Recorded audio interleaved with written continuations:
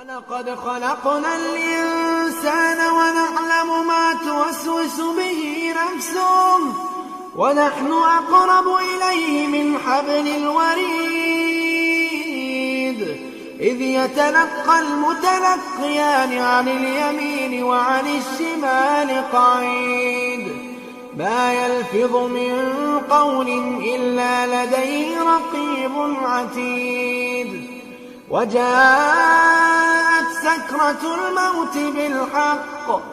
وجاءت سكرة الموت بالحق ذلك ما كنت منه تحيد